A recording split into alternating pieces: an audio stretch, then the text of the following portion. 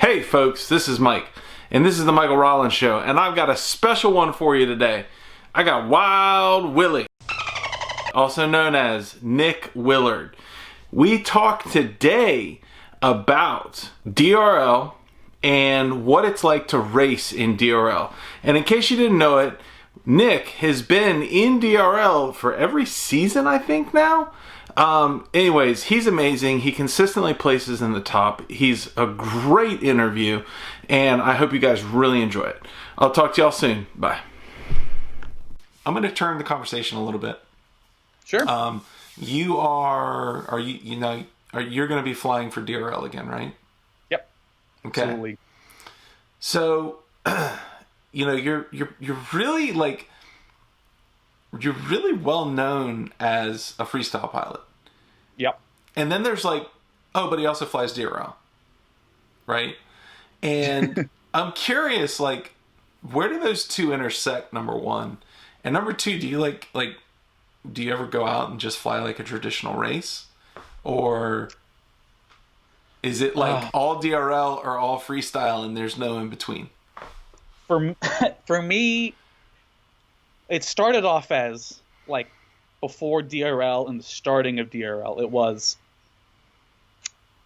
60% racing, 70% normal racing. I'd say multi-GP racing, right. Non-DRL racing. And then 30 to 40% freestyle. And then that started, then I did DRL, and I started shifting more towards just DRL racing, and I cut back a lot on the normal racing, and then added a lot more freestyle in, because DRL is only 5 to 7 weekends out of the year, so you've got the rest of the other 48 weeks to fill. Right. So then I started doing a lot more freestyle in there, and with the occasional DRL training, we go out and fly the Racer 3 and stuff like that. But recently, in the last year or two, it's all freestyle or all DRL. There's really no in between. I don't really do any of the normal racing anymore. And that mostly is attested just to my laziness because I hate building quads. I hate fixing quads. And the problem with normal racing is that you have to be self-sufficient and self-motivated. You have to be able to, on your own time, build 5 quads that are identical, make sure they all work, make sure you have all the batteries, bring all of your gear out to the field, fix them when you break them in between heats, make sure your batteries are charging and stuff like that. And it was just a lot. It ended up being a lot of work for me to do the normal racing when I really wasn't getting much more out of it. It was fun, and I really enjoyed the actual racing aspect, but all the stuff that came along with it was just really kind of bogging me down. And especially after DRL, because, we just show up and they tell us where to be, when to be, and we just kind of, basically we're just hanging out the whole time, except for we're in the cockpit, then we're just flying for an hour and come out of the cockpit, and now we're just hanging out again for however long. So it's a lot more laid back feeling. There's not a lot of work on the pilots to do anything. And that really kind of spoiled me. So I went back into the normal racing.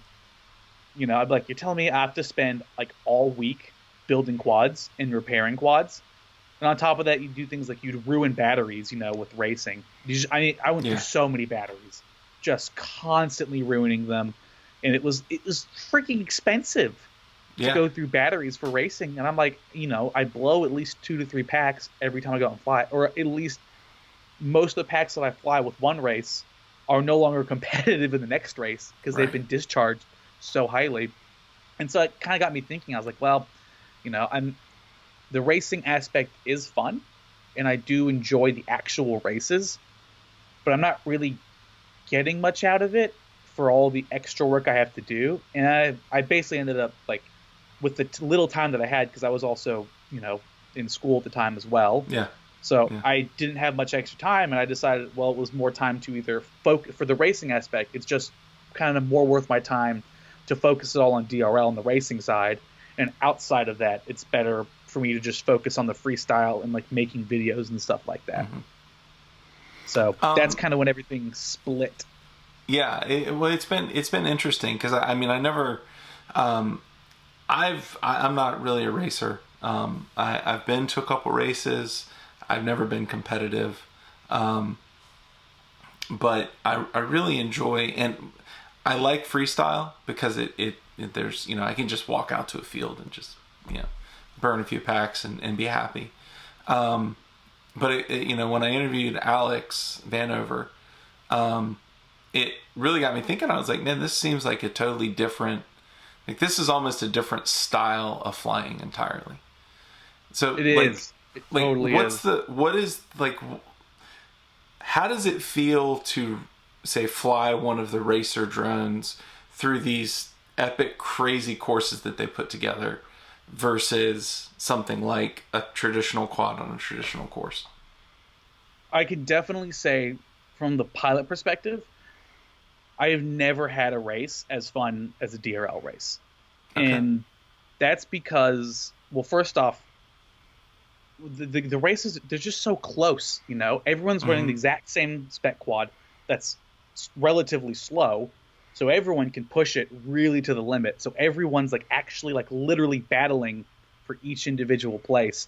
And it's so like adrenaline filled the whole time because everything's just so close, and it's like you always feel like there's never like in the normal racing. I always had the feeling of, I'm so far behind, I could never catch up, or I'm so far ahead, there's no point in me doing. There's never any like real close battles in the normal racing, I feel like, except for like the really large events like IO and stuff like that on like the Champions track, or at the large, full on national events. That's kind of the only time you ever get that feeling, and it's not even the entire race. It's only like the last two races, the whole event.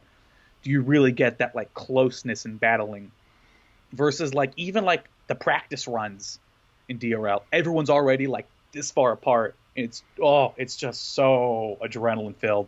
And it's something like once you do that, it's really hard to go back to just like flying with other people, but you're just kind of like, everyone's so paced apart that you don't really feel that adrenaline from actually racing.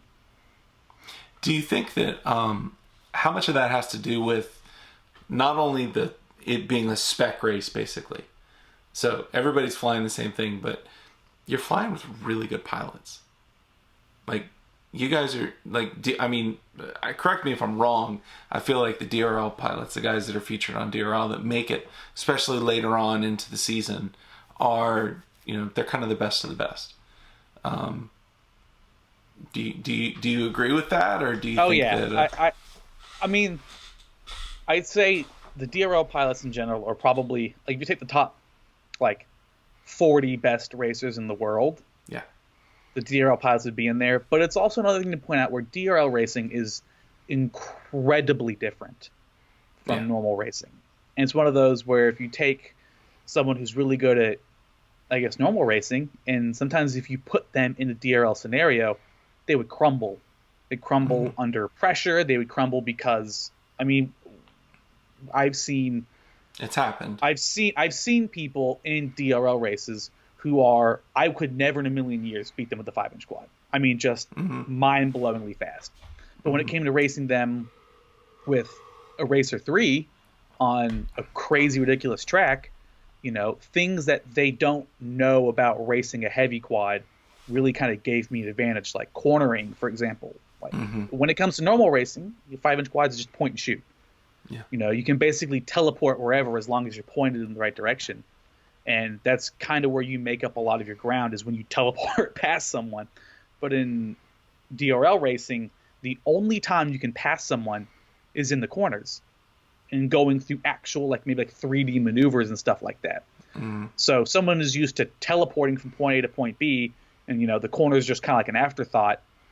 They really struggle when it comes to, now the corner is the only thing that matters, and the straightaways are the afterthought now. And just like that kind of mentality and like the discipline required. The discipline required from me transferring over to that mentality took a long time. It was about a year flying the Racer 3 where it kind of really stuck. And it's also something kind of a bad habit I fell back into last season, was kind of like being really advantageous, trying to like be just really fast rather than being thoughtful. Because the thoughtfulness is what separates the pilots who win versus the ones who don't. And it's a lot of it's a different mentality and being disciplined in that mentality than it is just being fast with the quad. And that's another reason why it's super fun.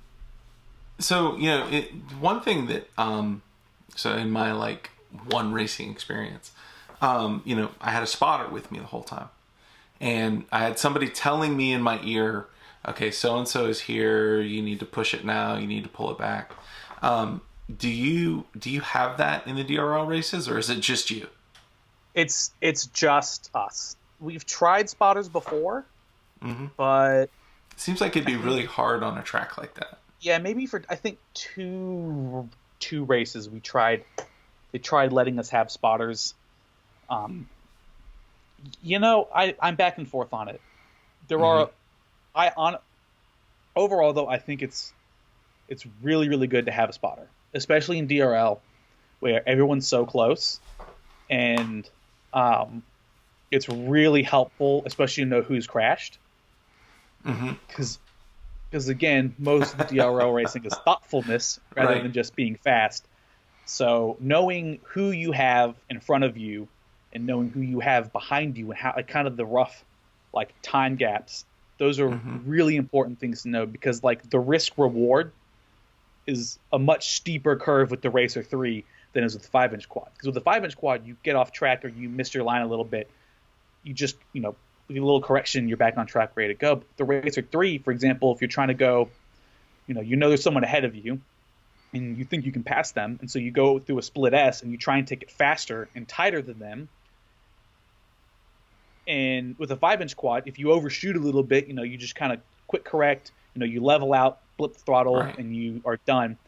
But if you go through that split S and you look at the ground and you see it coming at you at 60 miles an hour, there is nothing you can do to prevent from hitting it. The way you started your maneuver 2 seconds ago has now decided that you're going to explode, and you just can't correct from that. And so having the knowledge from a spotter that someone in front of you is pulling away, or having knowledge that someone in front of you who's amazing at split S's that now's not the time to do that, because you're probably not going to get them in the first place. And if you do push that 1% extra too hard, you can't come out of it. But it also is really it's plays devil's advocate. It's also hard to fly with a spotter, because the 2 times that I've tried it, it's really confusing in that situation, because there's a lot going on all the time. The adrenaline's pumping. It's hard to kind of like get the information in and then figure out what to do with it and then translate that to like stick movements. But that would just come with practice. You know, one of the things I immediately noticed the first time I ever watched DRL, I think it was the first one, the Miami course, I think was the first one that ever aired. There's a whole lot of concrete between you and everything that you're flying around. So do you know much, and can you even talk about like the tech that they use to maintain a control signal in an FPV feed in those environments? Yeah, well, I mean, it's relatively simple, I guess, in the fact that, I mean, it's just repeater stations. Repeaters, everywhere. Okay. Yeah, they run repeater stations for control link and repeater stations for video, but the video is, I think it's like a hybrid, like repeater stations in it. I think it feeds back to like a Clearview style thing, where it actually does splice together the best of all the videos and then puts it out. And also, it's not like a normal receiver. It's like the drone transmits on 56, 58, and then the receiver searches for 56, 58. The DRL stuff actually just has, each repeater station only has one antenna that, for example, will just listen to the whole 5.8 band. So the whole 5.8 or the whole whatever frequency they're on, because they just run whatever frequency is legal in that country. So we go all the way down to probably 1 gigahertz and all the way up to like 7. So it just listens for the whole band, does all the processing, combines all the videos, and then once that process is done, it actually splices out the video from the entire band and then sends that off to each pilot's goggles. They must have some pretty interesting tech back there. There's some really interesting tech, and it's funny every time that we're at the event, if you wander to the wrong part, you wander to the wrong station, and you look over, I'm like, oh, that looks like a 3D radio wave map. Like, no, get back. Like, they're like, don't look, don't touch, don't take pictures. Pilots are not allowed back here. Oh, that's funny. That's funny. But, so when you guys get onto a location, I mean, are y'all almost treated like the talent? Absolutely. It is not like a racing environment where we show up and like getting ready to race. When you get on set, you are treated like actors in a movie. Okay. There's like just tons of crew everywhere, and everyone is always like, we're kind of this like special little group of them. But it's funny because we have probably the least amount of rights on set from anybody. Like, they're like, because fairly, they treat us like we're like a bunch of 6-year-old kids running around. We have people whose literal job is to just keep us like in line and make sure where we are. Where you're supposed to be. We're supposed to be when we need to be there. And I mean, they're like, you can't leave the pilot cockpit when you're in the cockpit. You can't leave the pilot lounge when it's time for there. We have to ask to go to the bathroom. Oh, really? Like, yeah. Well, to be fair, the bathroom is really far away, and I'm probably the reason that happens because I nervous pee all the time, and so I'm also pounding down tea, pounding down coffee. Right. So I'll probably pee like maybe 10 to 15 times a day when I'm on set. And so there have been times where and the bathrooms are never close. They're always like way offset in like a trailer or something like that. Yeah. Or like it's always at least like a 2 to 3 minute walk away. So there were times where I'd go to pee, wait in line for someone to come out of the bathroom, use the bathroom, come back, and look, where have you been, dude? We've been looking for you for like 10 minutes. You need to be here then. And I was like, oh, I had to go pee. Yeah, my bad. So yeah, that's pretty much my fault for the whole having to ask to go to the bathroom thing. That's and hysterical. they have enacted a new rule where we can't go to the bathroom in the cockpit this season. So once you're in the cockpit, no bathroom breaks allowed. And that's purely because I had to go to the bathroom so many times. And they're like have so many, like they've probably got like maybe 30 people on the track picking up drones, swapping stuff out, getting new drones ready to go to try and cut down the in-between heat time. And they've got the 30 people who they got trained to get the minimal time in between heats, and they're waiting for me just peeing in the bathroom. Nick's in the bathroom again. Yeah, exactly. Again, I take full responsibility for that new rule. In other words, you're ruining it for everybody. I am. You're ruining the hobby just in your own special way. I am. Absolutely. Oh, that's pretty funny. All right, so last question on the DRL stuff. How much does the Racer 3, and I guess I have heard rumors there's a Racer 4 now. How much does that quad differ from a normal 5-inch? Well, you can go ahead. You can pretty actively replicate the feel of a Racer 3 with a 5-inch quad. Mm-hmm. Basically, if you have a 4S 5-inch quad, just take a 4,000 mAh 4S and put it on your quad and fly it, and it will fly pretty much identical to what a Racer 3 flies like. Okay, it's just super heavy.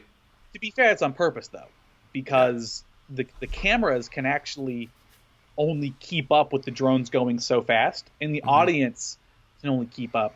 Right. I mean, it's not displaying to FPV pilots necessarily. It's just trying to display to the whole world. Right. And your average Joe, quad going 35 miles an hour to an average Joe, they're like, oh my God, he's breaking the speed of light. Right. And so people, I mean, even with the Racer 3, we're like, that thing is so slow. I think it tops out at like 60, 65 miles an hour or something like that. Like, painfully slow to fly. And then like the overwhelming results from the audience of the TV show was the drones are too fast to keep up with. Oh, really? Yeah, overwhelmingly, drones are too fast. Wow. Oh, I mean, just like everyone's like, really cool, drones are too fast, can't tell what's going on. And I mean, if you think about it, like take your grandma and show her like your FP, like a handheld, take your camera out, have a drone, just do a figure eight and film it going back and forth.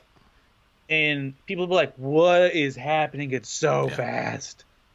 And people, I mean, just for the average person, you know, a drone is supposed to be like a phantom that just kind of hovers along. Right. The fact that they can break 35 miles an hour just blows people's minds. Mm-hmm.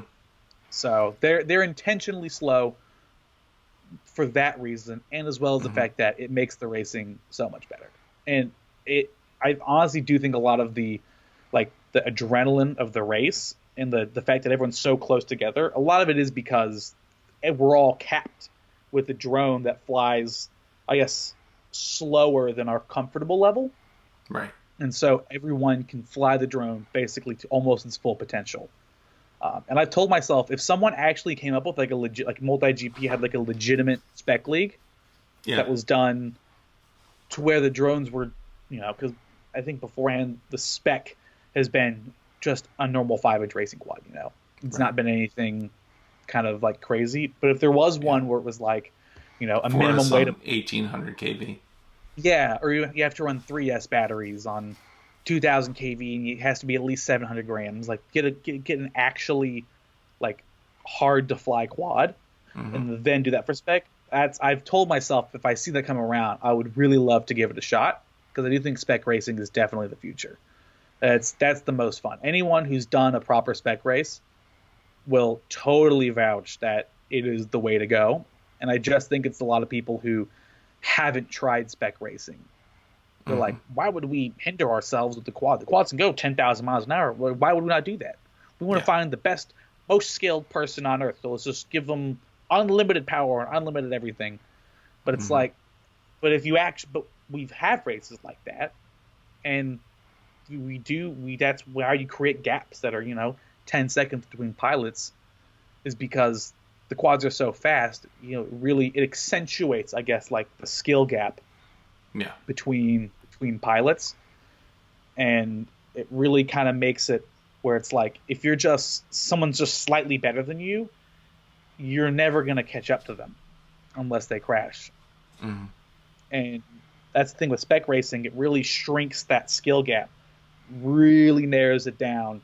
So you actually have like legitimate battles, and you have to think when you have to actually race more rather than just pinning the throttle and piloting with the right stick.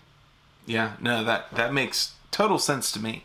And it's actually interesting because Vanover said the same thing, that you know, that he can blow people out, you know, on a typical course, but if everybody if they rein back the power of the drone, then what was a 10-second gap for him becomes like a 3 or 4 second gap instead. Exactly. So, and it's a lot easier to make up 3 or 4 seconds, especially with like heavier quads, and you get more like to the fundamentals of racing, where you have to actually think properly about where can I make up time, where is a good place to push, and it's a lot more this mathematical in the approach to it, rather than just like normal racing is just like, oh my god, fly as fast as you can, and that usually works for most people. When you really get the more theoretical, mathematical side of how should you race, you have to look at things like go-kart racing and car racing, and even things like Red Bull Air Racing, looking at how they do their racing, because that's kind of a more, I guess, pure form, where it's less about the vehicle and more about the actual driver pilot's ability to race better than someone else.